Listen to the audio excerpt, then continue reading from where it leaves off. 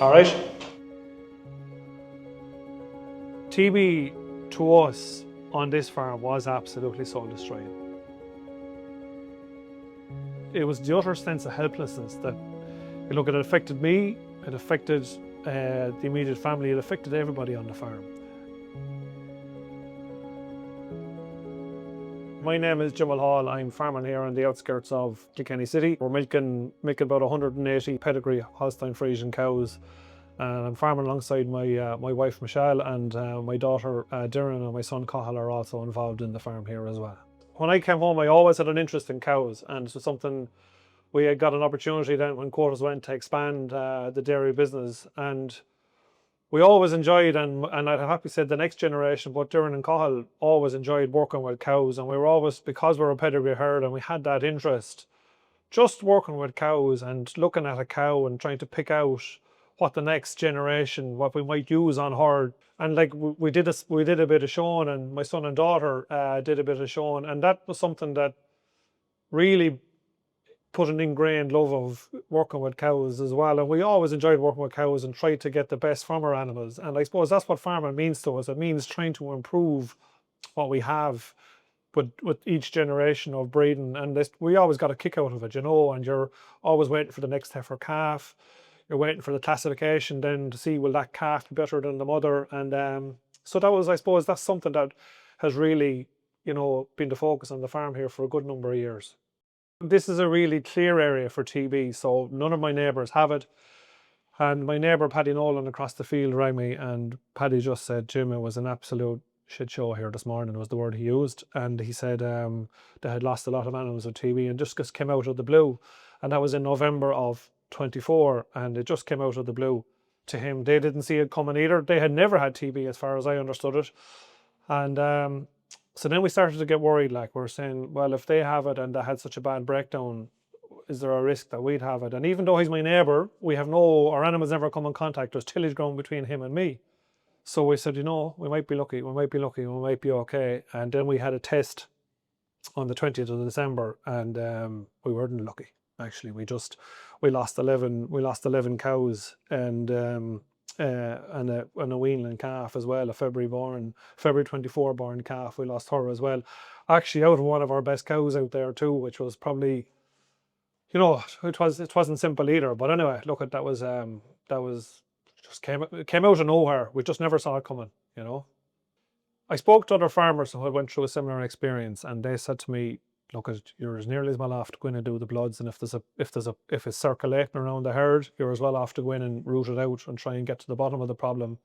The department suggested that we should blood, and actually we had a very high lesion rate from the cows that went to the factory, so they kind of insisted we do the bloods. So on the 22nd of January, we blooded just shy of 200 animals here, and 17 of them showed up positive with TB as well. It's hard to describe the uncertainty, like you're constantly waiting, what happens in the next test, what's going to happen with us here. Like we were caught with the calves, we're okay for this year because we have sheds, and but next year we won't have sheds because all those calves that we have will have to go back indoors. Like the first initial belt it was absolutely soul destroying. I'll never forget it in all my farming days. And then the second shot, like when that few days between when you do take the blood samples and you get the results, like we've really put a lot of work over the years here into our cows and into our pedigrees and into the working with good cow families. And you're going around your herd and you're looking at them and you're thinking, I hope it's not you. It better not be you. I hope it's not you. And because we knew we were going to lose animals, right? I mean, that was with having had 11, we knew we were going to lose animals. But just those few days, it's tough going now, and it's tough on people now, and even here, and it affects everybody, not just me. Like it affected everybody around the yard. And I have a chap with me, working with me here. He's with me 8 years, and everyone around the yard was just affected by it, like by the animals that we lost. So we have this cow, or she was a red and white cow. We were always trying to get her red and white cow into the herd and red and white pedigree. And Doireann sourced embryos in the north. And this red cow, Dream was her name, and she was a dream cow, was born as a result of the embryos that she got in the north of Ireland.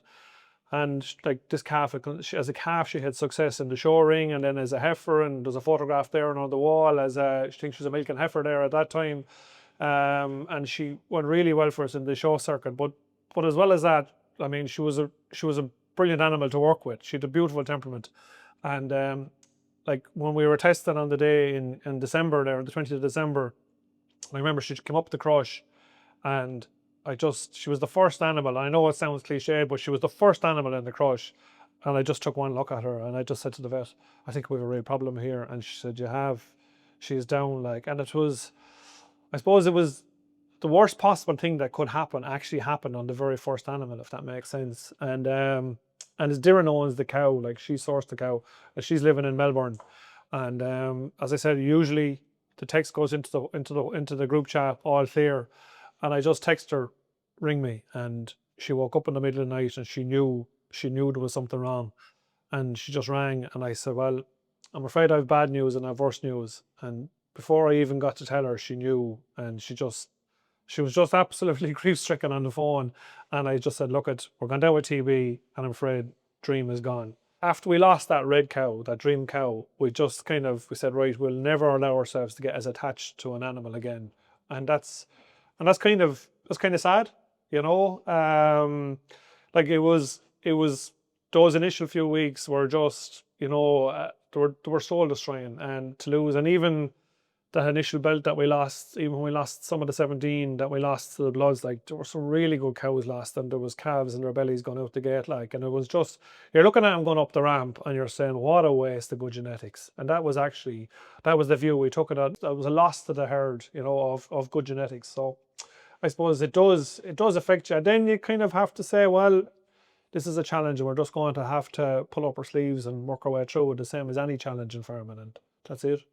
It's probably the sense of helplessness, like, is what can you do? You do feel helpless. Like, I mean, if you have a problem with mastitis or a problem with something else, you can vaccinate for it, you can improve your management, but this thing just comes in through a host. Like in our case, I am absolutely 100% convinced it was badgers, because like my neighbour, his animals got TB, we got TB, but there was no animal-to-animal contact. There was tillage fields in between, you know, and we have a closed herd, apart from going to the odd show maybe. But other than that, we don't buy in stock, you know. So you look at you raise water troughs and you do all that kind of stuff just to you get more aware of animals roaming around and wildlife, and you fence off sets.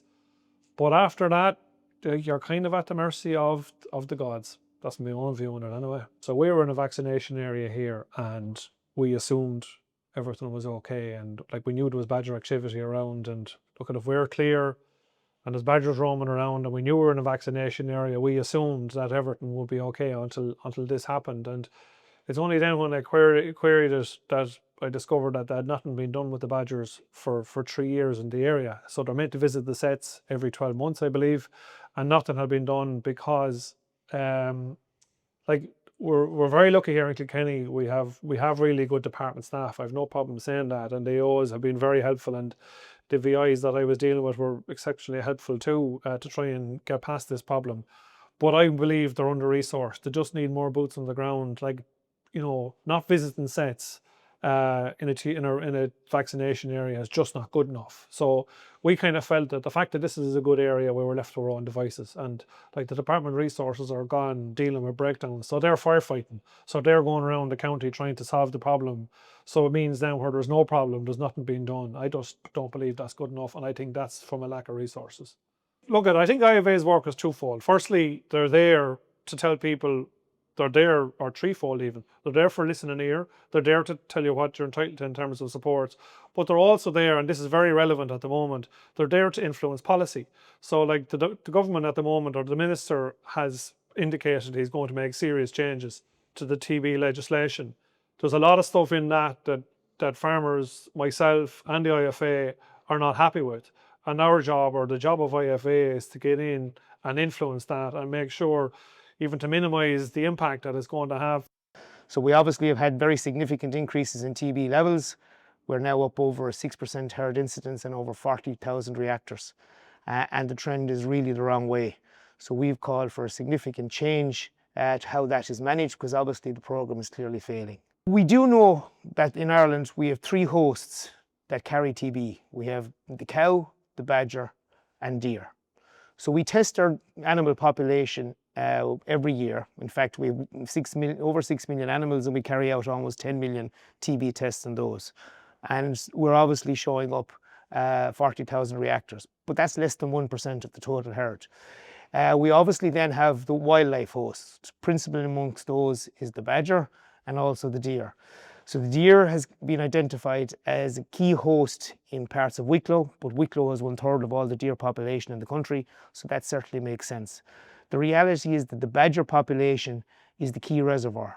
And unfortunately, as every farmer finds out around the country, you test your animals, but no one ever looks to know what reserve is in the wildlife. And what we see happening very frequently is you get a breakdown in an area and like tentacles from the farm, the disease spreads. And when the department go and carry out wildlife investigations, there are significant numbers of badgers identified. Research in Northern Ireland has identified that there is probably up to 10 times more badgers than there was than people anticipated was in the countryside. And anecdotally, we're seeing that the badger population has certainly increased. So we believe that is the key host that's spreading the disease.